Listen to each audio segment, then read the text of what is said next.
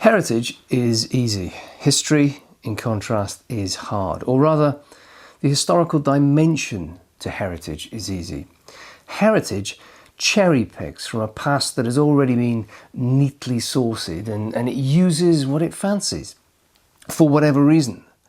It is not concerned with the past in itself, but only how the past can be used in the present. And as we saw in the last lesson, in our 21st century world, heritage is absolutely everywhere. As in the words of the poet, the past is always trying to knock through into the present. Colonial Williamsburg welcomes you. This orientation will help you prepare for your journey to the past.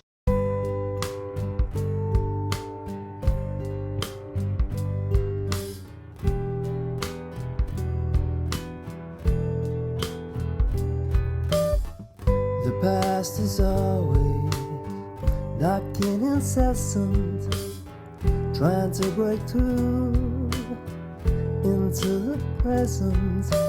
The past is always, the past is always,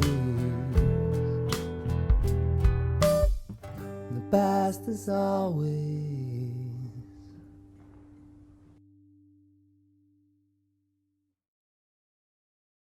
In contrast to heritage, real history is really hard. It's really hard going.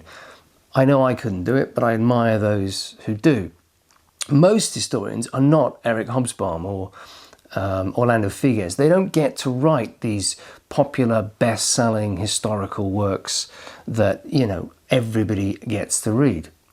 Most historians write fairly dry accounts of their detailed findings in professional journal articles and in monographs that only other professional historians read.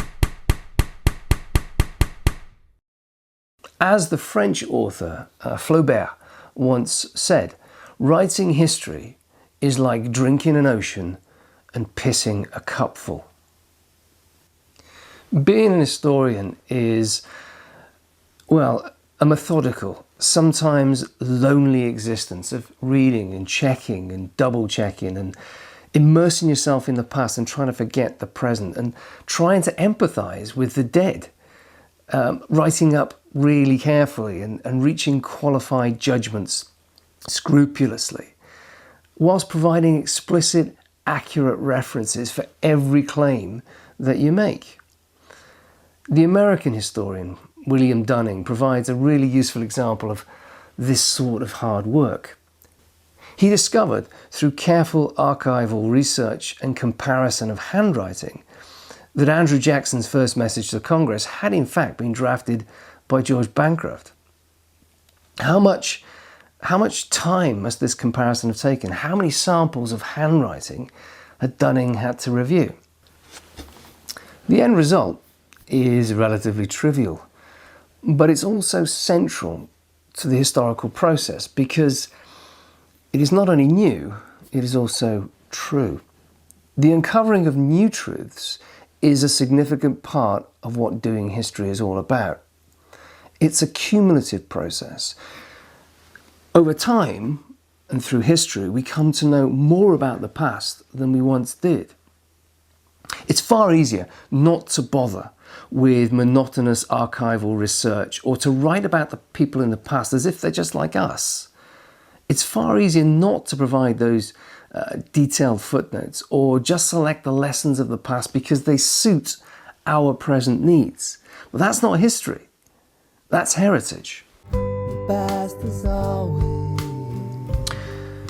But history can also be hard because historians have to do unpopular things like challenging popular myths.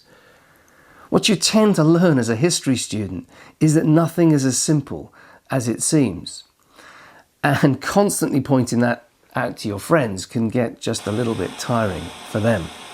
Plot notation in the 14th century was considerably more widespread after John Lloyd invented the patent crop rotator. Yes!